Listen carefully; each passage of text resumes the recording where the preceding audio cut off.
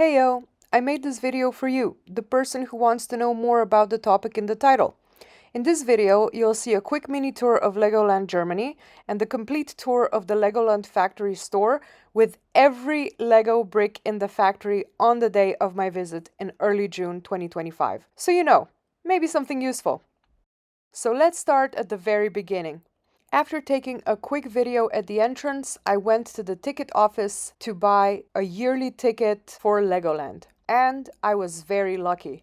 The lady at the counter told me that it's actually cheaper if I buy a day ticket and then upgrade it to an annual ticket once I'm already inside. So I was able to immediately pay for a day ticket, then went inside, and immediately on the left side of the park there, I bought an annual ticket and was able to get all of my coupons, which brought me many a discount in Legoland. I'll talk more about tickets and discounts later, but right now I want to show you the factory store.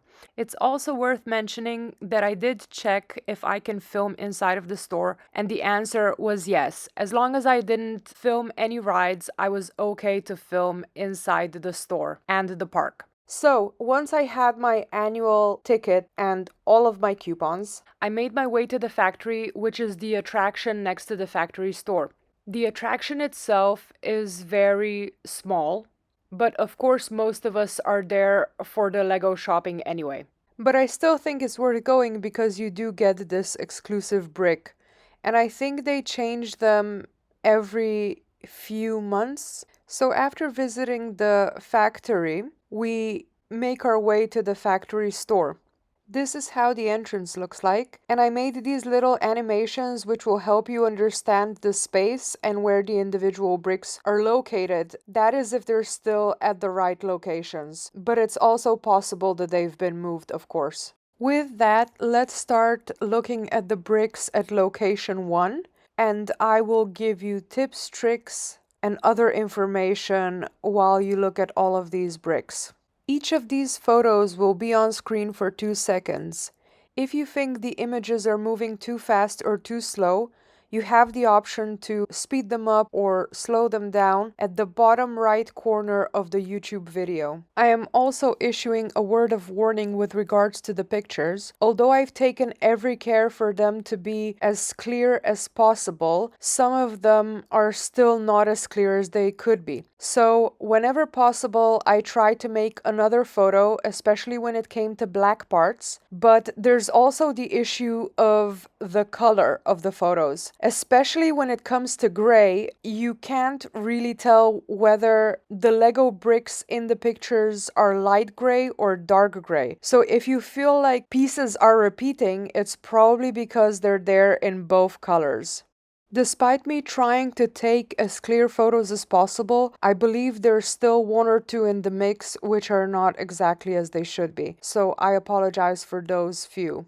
I was also hoping that pieces would be marked with piece numbers and colors on the boxes, but obviously there are no labels, so your guess about the piece type and color is as good as mine. Now, let's get back to the tickets. When you visit Legoland, you have several options. If your primary reason for visiting is purchasing Lego bricks, then your best bet is probably buying an annual pass. That is because with the annual pass, you receive a bunch of discount codes and special small offers.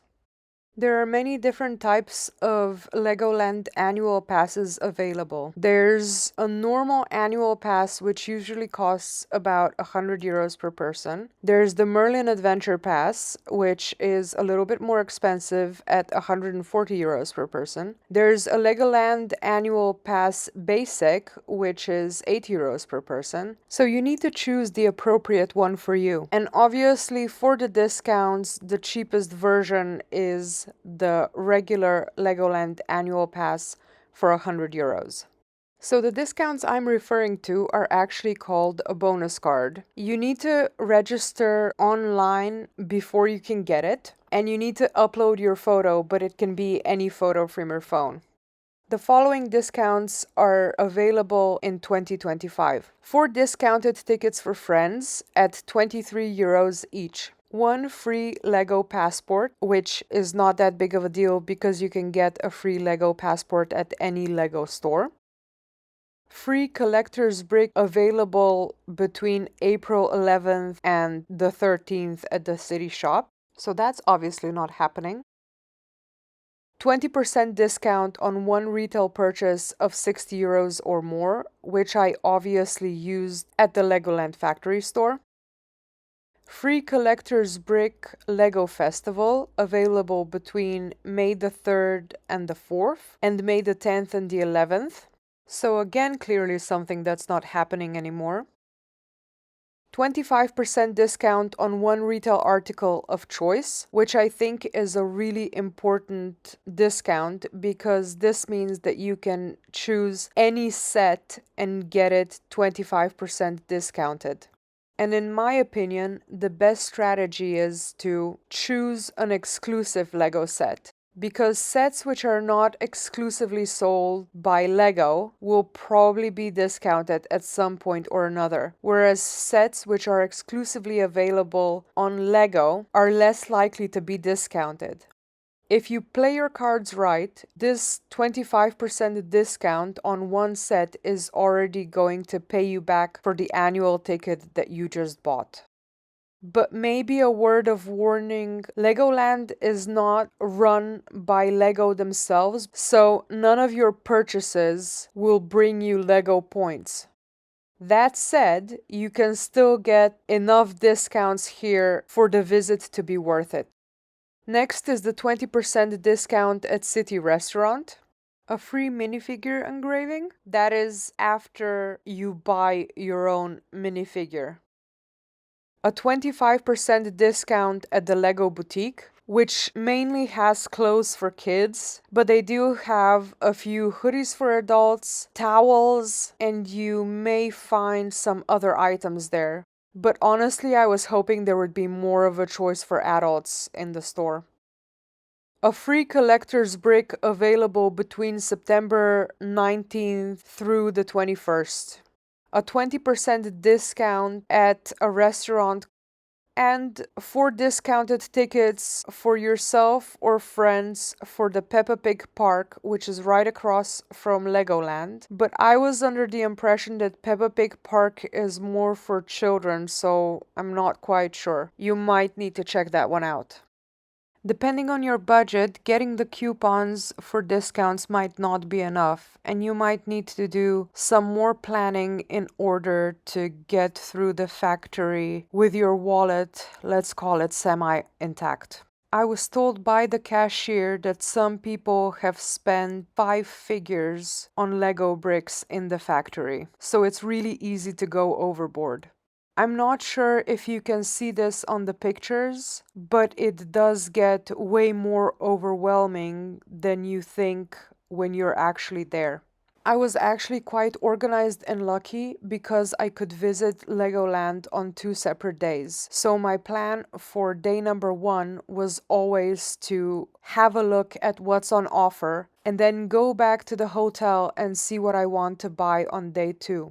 But one day was definitely not enough for planning, so I needed to change my strategy real quick. And here's what worked for me. I asked ChatGPT to research my favorite sets and tell me how many bricks were used for buildings, how many were used for roofs, how many were used for accessories, how many were used for plants or any foliage, and how many bricks were used for anything else. So by the end, I had approximate percentages of how many bricks I would need for any given build. So I decided on my budget and I assigned the amount of bricks that I would buy accordingly. For example, if my favorite sets included about 30% of masonry bricks, then I budgeted about 30% of my budget for masonry bricks. If roofs were about 5% of the total build, then I would budget about 5% of my budget for roofs. Obviously, it doesn't always work quite as smoothly, and you're gonna have to be ready to make adjustments on the spot, especially if you figure out that you wanted to buy way more than you have budgeted for. In which case, you will really need to be selective about which pieces you really need or want, or don't need or don't want. I also spent a lot of the time figuring out if it's worth buying a certain piece or not. The general rule of thumb is if you cannot buy it anywhere else, the factory is probably worth it. And if the piece is not too heavy, it's also probably worth it. That said, from my experience, most pieces are going to be cheaper on a pick-a-brick wall. But we all know that pick-a-brick walls are very limited in what pieces they offer. The next tip is to go and check out local pick-a-brick walls. Also, if you're in Germany, it might be good for you to go and check out the flagship stores in Munich and fill up a few pick-a-brick boxes there before you come to the factory. Because that way you're going to already buy the bricks that you need on the pick-a-brick wall before you go to the factory. And obviously these strategies might not work for you. Maybe a totally different strategy would be appropriate in your case. For example, when I was there, I saw a few parents with children whose strategy was to let the children build a small build because that kept their costs way down. So maybe that's something else that you might want to try. And of course, it's also possible that you have a shopping list and you just want to go there with an already existing shopping list. Another tip is to try and talk to the people who are there. If they have many bags, they probably have a strategy too. Or maybe they don't, but it never hurts to ask. Next, I need to say a few words about how you're going to collect bricks once you're there. Ideally, they want you to use one bag per type of brick, but all of us know that this is completely unrealistic if a person just wants to buy a single brick or a single plate or a single printed tile. So the people there are very friendly and will allow you to put multiple bricks in the same bag. However, you should respect a few rules. Rule number 1, try to weigh out a few bricks just to get a feel for how much does 100 grams feel like. If you ever think that you will be buying 50 grams or more worth of bricks, put them in a separate bag. If you're sure that you're gonna be keeping under 50 grams of bricks, then you are allowed to mix them in the same bag. Stay tuned for part 2.